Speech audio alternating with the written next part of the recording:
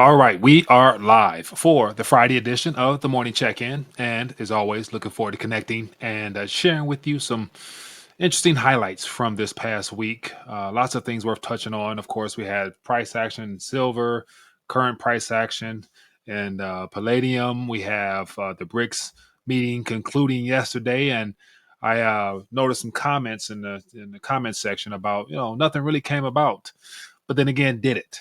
And so today I want to go through some of the key blueprint level things that were revealed as far as the plans that the Eastern Hemisphere has for the architecture for the next world order, or whatever it might be called. And so just some things worth bringing to the forefront, just to highlight how, I guess, just from their plans that they revealed, lets us know that the future is going to be restructured entirely, and it won't be centered around US dollars, even though Putin made it clear that they don't really need to do anything because the dollar is being weaponized by the Western Hemisphere, and it will eventually implode on the issuers of it. So it's more so a slow, gradual, I guess, not necessarily fading away, but inclusion of something relatively new that I'm going to touch on today. But anyway, hope all is well. Should be a good morning to say the least. But as always, looking forward to hearing your thoughts, ideas, and suggestions. So feel free to drop them in the chat and we'll jump right in. So let me just keep it moving and get into some of the resources here. Then I'll get into some good news. Then we'll get to all the headlines. I got about 15 tabs open, of which I can't get to all of them in great detail, but I'll just thumb through it just to highlight some of the narrative that I want to share with you guys in reference to, just decoupling from the legacy infrastructure, which is the premise of this video here. So anyway, feel free to sit back, relax, and just, hopefully listen, learn. And if you enjoy this, hit that thumbs up button, make sure you subscribe and hit the bell notification, all that good stuff. So you'll be plugged in and we'll make it work. But let's get into it. First and foremost, want to acknowledge my partners at colonialsmetalsgroup.com/RTD. As you can see right here, you have a chance to click the link in the description and to receive this free report here on the precious metal labeled as gold. And so in connecting with Colonials Metals Group, you get a chance to ask them your questions on how to diversify your current portfolio. And that includes a self-directed IRA, which is a great vehicle for those who have worked hard and set a lot aside for that rainy day fund or the idea of retiring in the future. And so because of the currency changes that's underway right now, it's good to say you might want to reconsider the traditional financial approach and look into some alternatives. And so a self-directed IRA could be a good opportunity for you. So if you're interested, connect with my partners here, fill out this form here. They'll contact you, get a chance to ask all the questions you need, and find out if this program is something that's available for you, or good for you rather. And I'm sure you will be blessed by it. colonialsmetalsgroup.com/RTD.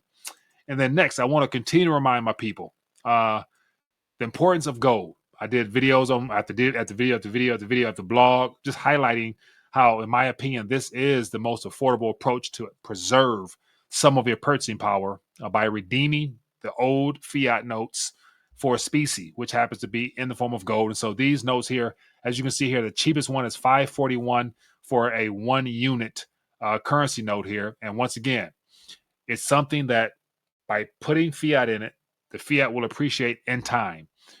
Because these are 24 karat gold, the intrinsic value in of themselves will appreciate. So it's the equivalent of actually having an actual gold coin or 10-ounce coin, which a lot of people may not be able to afford, but no one has an excuse not to be able to grab some of these here. So if you're interested, go to buygoldnotes.com. Links in the description. You can get some there. And then last, looking forward to working with people on the RTD silver team. And so if you guys have not checked it out, I'd encourage you to check it out. It's just a great way for you to diversify your stack, being able to automate your weight, and more importantly, be able to actually get involved in the business directly by becoming a member and then sharing your information and helping other people get their weight up, basically automating weight according to what they can afford. And in doing so, you're compensated and rewarded. And then you can take that and purchase more silver. So that's kind of like my strategy. And so if you're interested in finding out more, feel free to click the link in the description or go to mysilverteam.com. Take you right here. You get all the information you need, and then shoot me an email. Let's talk. I did a video, was it yesterday, if I'm not mistaken? And it has everything to do with the current idea of the sanctions. So here you can see here, G7 will shock global supply with the new Russian sanctions. And of course, the expectation is titanium and palladium will respond to any type of further hindrance on Russia. And so as of right now, I saw, let me just get right into it. So look on the screen here. As you can see here, palladium is up $42 at this current moment. And so this is a result of just the mere threat of sanctions on a market that's very, very, very, very, very small in nature. Not too many palladium miners around the world. And so therefore the supply is a little bit concerned. Therefore the price will respond. So just a little something there. And then of course we see that price action on silvers at 33.83. We got gold at 27.36.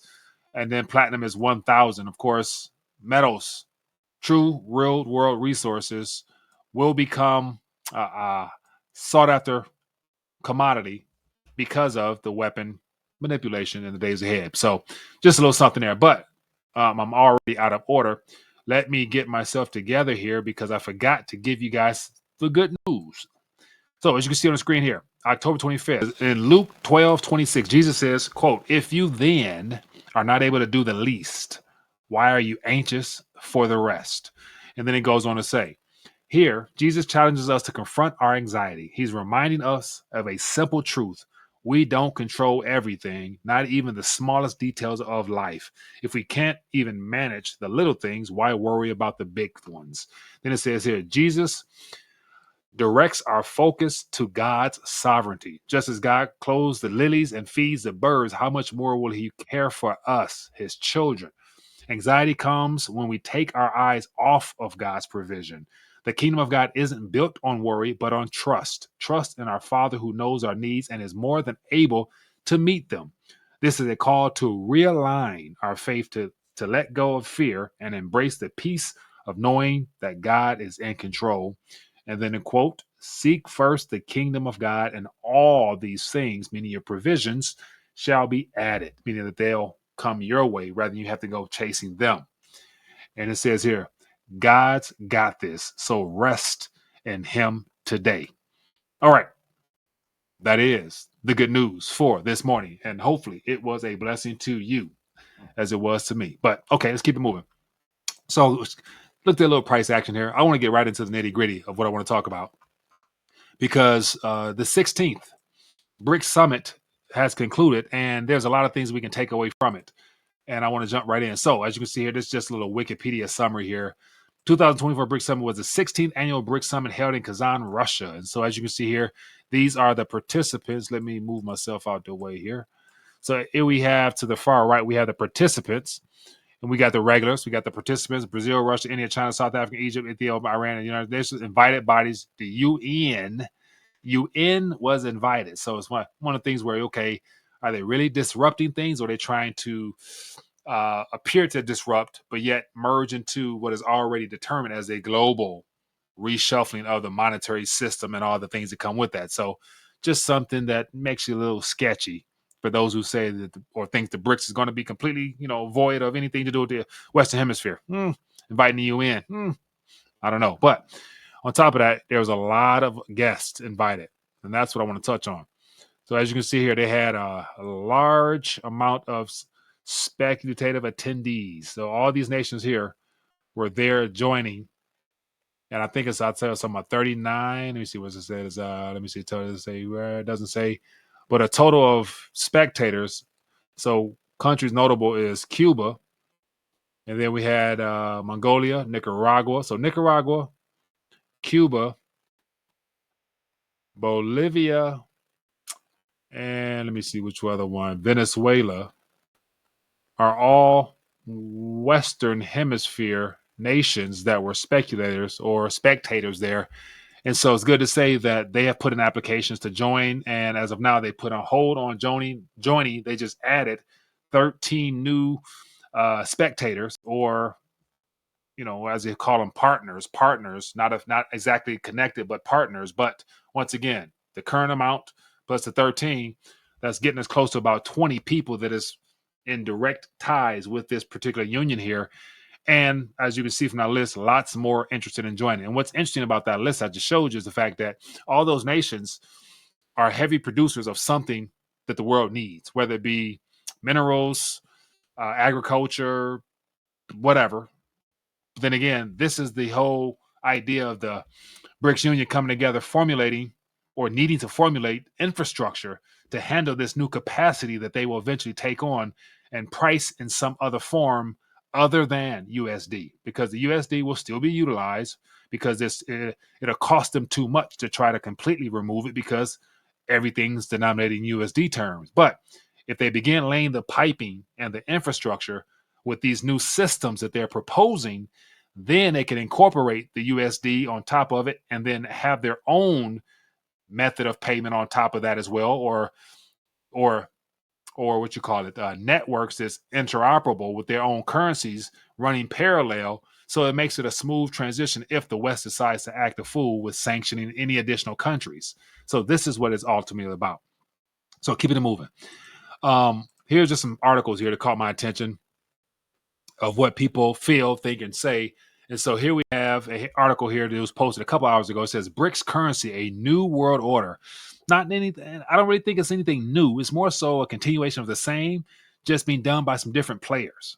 Like, you have the Western oligarchy families that's been in control of the BIS and all the central banks. And then you have the Eastern blocs, which still have the same infrastructure because they have central banks that enslave the people with debt currencies, and they're all developing CBDCs, and they all have digital ID programs that's coming, and they all got social credit scores coming. So it's like, not much of a new world order, continuation of the same world order. But the premise is there might be, I guess, an extension of new players that's looking to get a seat at the table, and that's the Eastern and the Western hemisphere. But they're still working together. We're still heading in the same world order direction, which of course is anti-freedom, anti-people, anti-God, anti-every damn thing. But anyway, so what's another thing here is this piece of paper here that was floated out as a sample bill. But this sample bill here was posted on the internet 2-3 years ago. So it's like nothing really new was revealed in reference to that payment currency. Even the BRICS Pay, which is what this is a part of, supposedly, is supposed to be groundbreaking. But BRICS Pay came out in, I think, 2015, if I'm not mistaken. It was first introduced in 2015 or 18, and they've been working on it ever since. So nothing new there. But then again, it's nothing new, but it's the continual escalation and development of what's already being worked on is what's most important.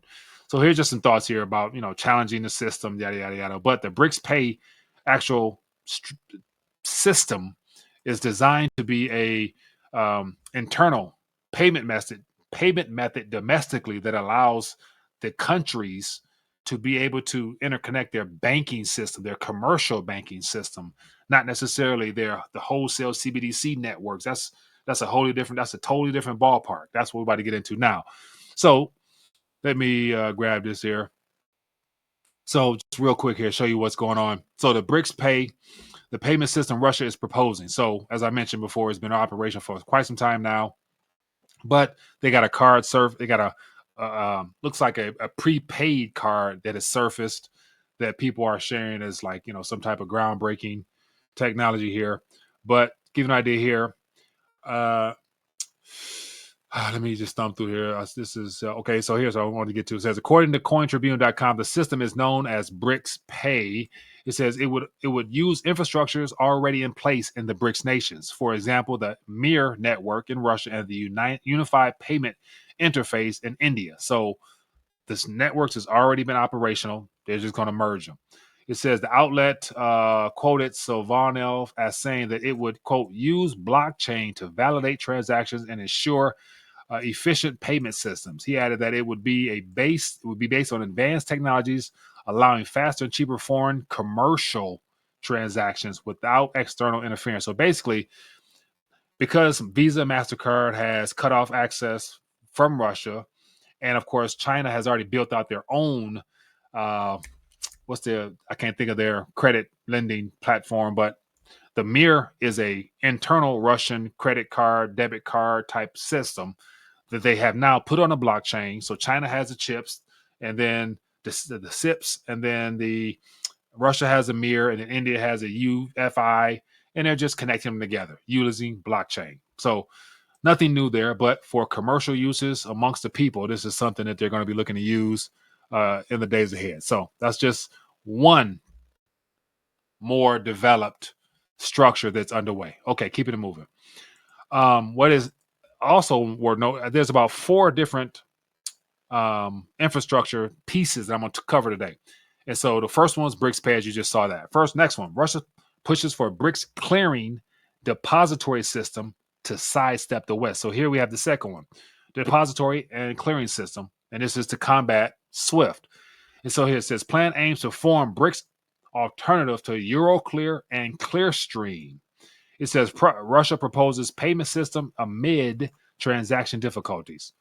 And so, of course, we know because of the sanctions and the fear of sanctions from other nations, the goal is to develop something to go past their clearing system here. So it says Russia argued for integrating the depository of member states under a so-called BRICS Clear umbrella as part of the presentation for this week's summit in Kazan. So it's called BRICS Clear is what they will look like to roll out. So it's good to say if he's suggesting it, this is nothing new. It's just becoming public knowledge. So therefore, I'd imagine the BRICS, IT team has already laid out some samples for the people to try. And if they're telling us now, to me, that means it's already been created. That's just my opinion. It says the aim would be to ensure uninterrupted cross-border securities transaction as an alternative to the Euroclear and the Clearstream system. So once again, step 2, clearance system makes it easier to bypass all the Western-led, European-centered infrastructure there. So just something to keep in mind. Keeping it moving. That's not the only one. Here's another one. Russia in talks with BRICS over precious metals exchange. So once again, the current gold, silver, and pretty much all the metals priced in USD terms are controlled by futures contracts in the Eastern Hemisphere, i.e. London or New York and Chicago. So the goal is to create our own or create their own. So this right here can be a real game changer because it would allow true price discovery or a better method to obtain price discovery in a currency outside of USD. So the question would be, if this exchange is brought into fruition and they list all of their natural world resources on it, what would be the ticker symbol or currency used to give it price amongst their own countries first and foremost? And then, of course, over time, the world would have to acknowledge that these prices over here are pretty much completely off compared to the Eastern Hemisphere. So there must be some type of coming to Jesus moment on the price discovery, because you can have silver $50 on their system, and the Western powers that be is trying to suppress it at $33. Arbitrage, literally, the people are going to buy it over here, which is going to put pressure on the West to have to literally come to somewhere closer, or they're going to be all their metal will be drained and sent to the East. So you kind of see how this will play out. So it says here, Russia in talks with other BRICS members about creating an international precious metals exchange to ensure fair pricing and trade growth. It says the country's finance minister said in a third statement as of yesterday. It says leaders of the BRICS countries, which account for 37% of global economy, gathered in Russia City, yada, said the mechanism would include the creation of price indicators for metals, standards for the production and trade of bullion, and instruments for accrediting market participants. So those are 4 things: price discovery, standard of production, the trade of bullion, and instruments for accredited marketing participants. So that's the third vehicle that could be somewhat of a disruption to the current Western order. That's not the only one. Let me see here. Let me find the next one here. So here is the next one and the last one that's most noteworthy. And this is the grain exchange. Russia is one of the largest grain exporters out of all the countries, and so they should have a say as to the pricing of it and where it goes and everything else. And so here we have the BRICS looking to establish a grain exchange. And so it says Russia's proposal for a new, so you hear the word, so here's one thing that's common from these Western headlines: new international grain exchange. So literally the goal is, by making it international, this will become a a way of combating the traditional standard centered in USD in the Western Hemisphere's control. And so this new international standard could take years to get off the ground, even though the plan was welcomed by members of the BRICS group of the countries at the summit this week, since Russia has been pushing to establish the exchange as a part of a broader plan to create new financial instruments, detach it from its US dollar, and help Moscow combat sanctions. So once again, the broader plan is to create a new financial instruments, detach it from the US dollar. So that's the ultimate theme of this BRICS, I guess, conglomerate, is to basically get back to some other method to where instead of a unipolar world, it's a multipolar world where there's more players at the table than just the Western globalists. And so based upon the things here, those four ways that it looks as if just those introduction of those new exchanges and mediums would be something that in time could cause a little bit of concern from the West, because once again, if the dollar is the weapon of choice, nations are slowly but surely building out infrastructure where they won't have to use the dollar as much. It'll be easier for them to literally use alternatives. And so we clearly see the fiat corrosion that's taking place right now, and look no further than the price action in precious metals. It tells us everything we need to know as to where things are trending. And we know, just based upon a video I just did, yesterday, about the top nations not hoarding gold, but basically returning to gold is what it's called. Hopefully you guys as well understand the importance of returning to sound money, because fiat currency IOU notes were meant to be redeemed. You were not supposed to hold on to paper and then eventually digits as a store of value, because it is mathematically impossible for those instruments to retain value when they're created out of thin air. And of course, as of now, I can go on and on and on, but it looks like, let me just, share you another reason why the Federal Reserve note will be your greatest liability. Look at this. This is disturbing. I'm gonna share this with you here. This is disturbing in many fronts. But then again, because of the season we're in and the timing, this is just how things will go. But when you have things like this, the U.S. finalizes a 20 billion share of the 50 billion G7 loan to Ukraine. The fact that they are flooding Ukraine with currency with no end in result, no end in mind, no resolution, no plan, no nothing. They just sending funds there as if funds alone can defeat the dictator and Putin. So clearly, this is a money laundering operation where they're sending funds there, and only God knows, and them, the recipients, know where it's going. But yet, this is what's happening with our country. They're literally looting the people. This, literally to bring this thing down to a halt. And so, with the increase of our debt over the last month of almost $500 billion, then you have the deficit spending, which is 1.83 as of last month. Then you have all types of astronomical policies coming out about eliminating taxes by the right, and then Kamala Harris want to move forward on the left. Move forward to what? Our currency won't be there. So there must come a currency revaluation and a restructuring. And I can see it clear as day. Like either side, if Trump gets in, if he does all the tax stuff, you better believe there's going to be a currency event, because we're in one now, but it's going to be some type of bank, housing, electric, some type of event. And response will be more printing. And it's only so much more we can get out of this current currency, because it's pretty much all, for the most part, damn near 2 cents out of every dollar is available in purchasing power. So literally there will be an event. An event will be more of the government's intervention, which will be the introduction of a CBDC, and it will be irresponsible for who's ever in office not to sign off on what is presented as a solution to their problem. And so just like, the right signed off on the medication with no problem because it was, a medical miracle, you better believe if the banking go under, it's going to be a financial miracle that the CBDC is ready to be distributed on everybody's phone once you download this app and locate. And you know what I'm saying? Come on now. Like, mathematically, this stuff don't add up. There must come a day of reckoning. And unfortunately, everybody holding Federal Reserve notes and those digital equivalents will be victimized. You'll be the casualties of monetary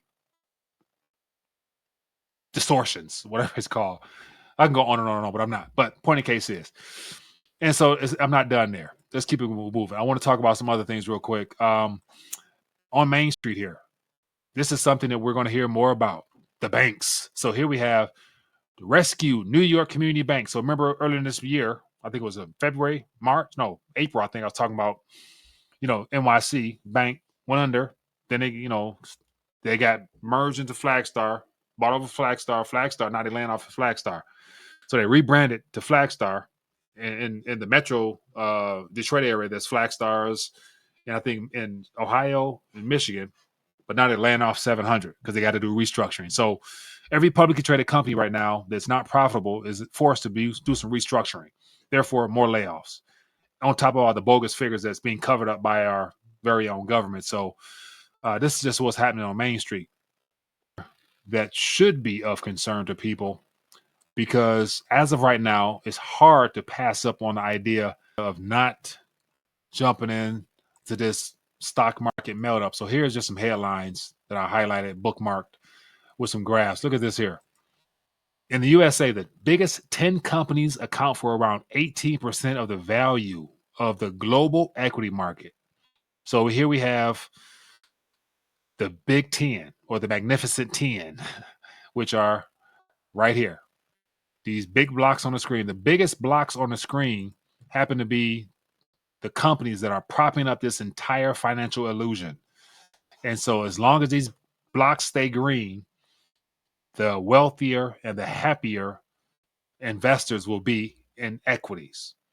But the question we should ask ourselves is, can these big blocks, all these big blocks, which prop up all these other 490 companies-ish of S&P 500, can these 10 blocks be sustained for the remainder of this year, 2025, 2026, without there being, if one of these blocks somehow, some way, if NVIDIA is exposed as a scam company because of this AI stuff, you better believe the government will step in to have to bail out them. And just like the banks in 08, 09, they can't just do one. Everybody going to get bought out. Or the U.S. government will eventually be forced to step into the equities markets to buy stocks directly, just like they stepped into the housing market in 08, 09 and bought real estate, i.e. the mortgage-backed securities, which the Federal Reserve Bank is the biggest landlord or landowner or real estate owner on the planet because of those mortgage-backed securities. So if something breaks and the stock market tanks, I could see won't be, some form of, new product created. Instead of mortgage-backed securities, they'll formulate, tech stock securities or something like that. And then those products will be financialized, sold to the Fed. The Fed will pump in funds and they'll inflate the stock market to point to the heights where we wouldn't even recognize it. And of course, numerically speaking, you look at your portfolio, you up, 1,000% in a day. You're like, damn, I'm getting rich. But then you're like, hold on, this is denominated in the dollars, and they just created $4 trillion to send to buy these, stock securities that they now bought up. So, and then inflation, the cost of everything around us is going to go up, tenfold. It's like, so the illusion of prospering in a time where the currency is eroding at an alarming pace can be very deceptive, where people can think they're getting ahead, but in actuality, you're losing because the currency is dying. So you need something that can absorb all this liquidity at a much faster pace than these illusionary assets appear to be appreciating. So it's about basically having real tangible assets that weather storms, that over time will allow you to outpace whatever rate of inflation there is. So good example, you go to Zimbabwe, you go to Venezuela, you go to, Weimar Republic, an ounce of gold, an ounce of silver, or whatever it is you might need at that moment, a canned good will do you good for a day if it can feed you rather than, whatever else. But according to the history books, and I got some around me here. But 1 ounce of gold in Germany during the midst of the hyperinflation was the equivalent of being able to purchase a nice block of real estate, because one coin was, $100 gazillion, and so the price of everything else that was not inflated dropped in value, which people had to sell. So you were able. So you get my point. I can go on and on. You guys are monetary savvy here. You guys are very monetary savvy here as well. For those who are plugged in, if you haven't, hit that thumbs up button. Show your love for the channel. Let me know if you're kind of feeling where I'm going with all this. And then also make sure you subscribe and follow so you'll be plugged in.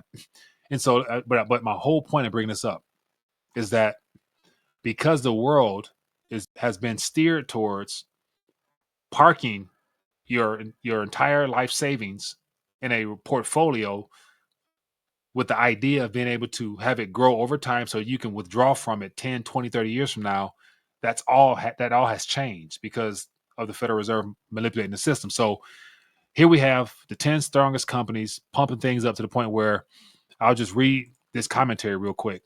It says the top 10 companies now account for 18% of the global capitalization, the most since 1970. Over the last 15 years, this share has tripled. It says, to put this into perspective, even at the 20.com peak, the top 10 firms weighed just 14% or 4% of global percentage points. At the same time, the top 5 U.S. companies reflect 15% of global stocks market value, the most since the data began tracking 1970s. It says a key U.S. stocks effectively are the stock market. So U.S. stocks effectively are the stock market. And wherever the stock market goes, that's where the entire financial sector, which is built on this, will trend next. But it doesn't stop there. Let me share something else with you. Let me see where to go. Okay. So here's another visual aid here highlighting how overvalued stocks are. So it says Magnificent Seven on the screen here. As you can see this Magnificent Seven market cap rebounds to 16.2 trillion by October 18th, 2024. So look at this trajectory. This is directly in proportion to the amount of currency that's been created over the last 4 or 5 years. And so you imagine what 5-6 trillion been created to prop up the economy. What a coincidence that Nvidia came out of relatively nowhere, and its market cap is 3 trillion. Apple market cap is 3 trillion. All these trillion, these trillion-dollar companies, because what, we the people had trillions to spend and help pump these up. No, those stimmy checks came our way. A lot of it went to Apple. Everybody got new iPhones. Everybody bought new computers, and everybody bought all this type of stuff that pumped all this up. But point in case is, these valuations here are not real. 3.5 trillion for Apple, 3.39 trillion, 3.1. Look at these trillion-dollar companies. Tesla, man, I'm gonna stop on that. Okay, but my point is, you get the point. Something has to give, and it will. And let me share another one with you here. The reason I mention this is because this is what is the most concerning.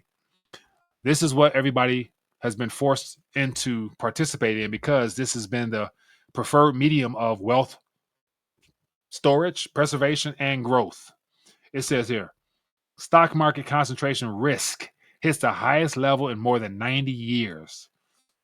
So that means the majority of people, investors, in their mutual fund portfolio, in their index funds that have all those tech companies in it, have been racing to get involved, to the point where, as you can see here on the screen, market cap of the largest stock cap retail relative to 75% dollars, whatever. So here we have, this is up here and beyond bubble territory. And the average household is being fumbled into it. So let me share with you. Let me see if I can find it. I probably won't be able to find it. There's another graph here that highlighted how retail investor, average retail investor household is more concentrated in those stocks than any time in history, because it's impossible to not want to miss out on these gains, because people think it's going to be permanent, it's forever. Unfortunately, it's not. And so while majority of people are being steered towards those big 7, big 10, what you want to call them, majority of people do not realize what could be potentially the greatest opportunity right in front of their eyes. And this has everything to do with the video I did the other day in reference to the gold to silver ratio through history. We have been so dumbed down, distracted, and not understanding the people's money, which is just the best way to, unfortunately, when silver was taken out of our currency and it was labeled a commodity, it became a tradable vehicle. And so people only see silver as something to trade. But as we're witnessing now, and along with gold, it is the safety net away from fiat currencies when it fails. And so just the price distortion or the ratio distortion is enough to consider where eventually people will probably regret being forced and only knowing price go up in reference to equities and not realizing that the undervaluedness of silver is historical. Like this figure here is beyond understanding because of the manipulation. And if and when it breaks and ratios come back to what are more considered normal, as what gold and silver comes out the ground at, 1-7, 1-9, whatever it might be, or historically speaking, it's going to be a day of reckoning. So just to give you some figures here, as you guys see it, going back over 5,000 plus years ago, silver to gold was 3-1. Egypt, 1-9, 1-2, 1-10. So during these different dynasties here, it changed. And that was probably considered currency manipulation because all they had was gold and silver coins and other types of barterable beads and shells. But as you can see here, even during the days or shortly thereafter, so this is the time frame here during Christ, when Jesus Christ walked the earth, the denarius, the Roman coin, was around these ratios here. So we went between 1-8 to 1-13 in that 100-year time frame there. And so, yeah, just something worth mentioning. And then, of course, we get into the Renaissance period, and it's more like 1-14, 1-10, 1-12, 1-15. And then, of course, the new land is discovered here in America. We go through our Coinage Act. When the Coinage Act of, let me see, if 1792 came out, it was at 1-15, 1-16. And then we went through the different coinage acts that just slowly but surely robbed us to the point where now we're living in this clown world where, as of yesterday, it's 80-1. So 80 ounces of silver for 1 ounce of gold. So just think how undervalued silver is. But then again, you guys know that nothing new. But anyway, this is what's happening, man. Hopefully you guys learn something and realize what's at stake here if you don't position yourself accordingly based upon just monetary history. Just look at, what worked throughout the ages, what remained throughout the ages. Having something that you can control, hold, and feel in your hands is a lot better than having digital blips on a screen, whether it be through the legacy system or this new intelligence agency steered blockchain based Bitcoin future that they are more than excited to have. Like, it would be so much harder to pull off this reset if it wasn't for blockchain, because what would they take us to?